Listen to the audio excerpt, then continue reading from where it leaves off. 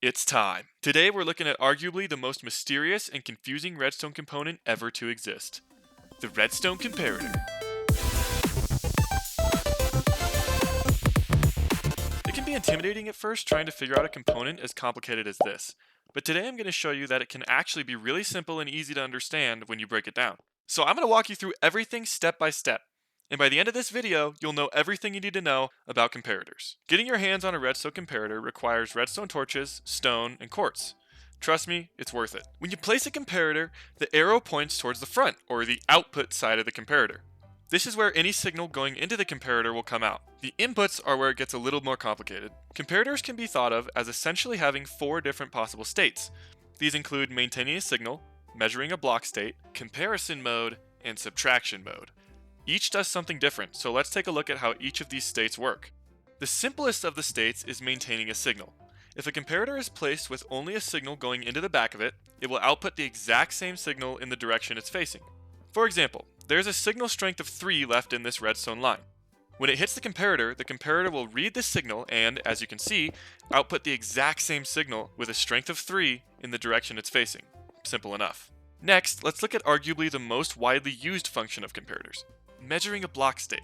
Comparators take signals from different types of blocks or game components, and the signal strength that's outputted from the comparator depends on how full the block is. Generally, this is the average fullness of the block depending on how many slots it has that can be filled up. For example, a composter will output a different signal strength for each level of fullness it has. So as I add levels to the composter, you can see the signal strength increasing until it's completely full. This gives out a maximum signal strength of 8 to turn on the light. There's an equation for this, but since there are so many different possible applications, I find it usually easier to just test out different methods depending on what you need for the redstone contraption you're building.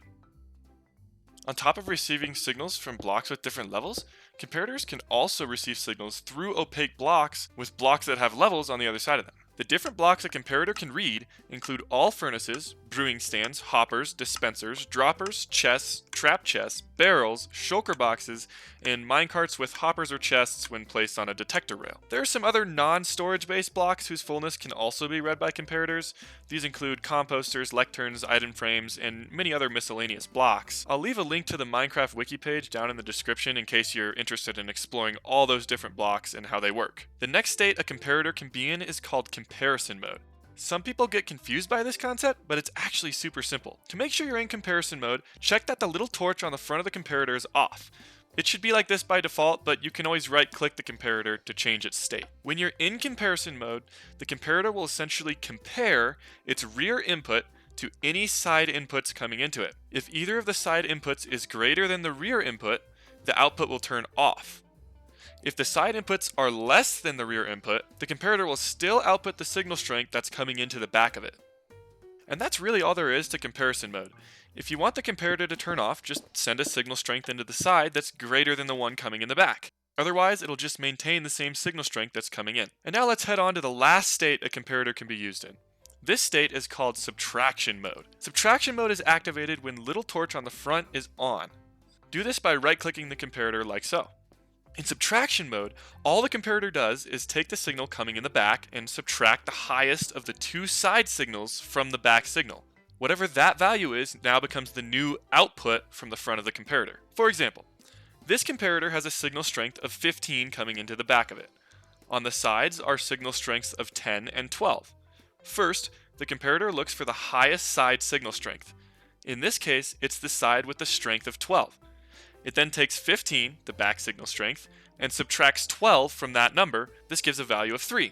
This means that the front of the comparator will now output a signal strength of 3. Not too shabby. And that's it.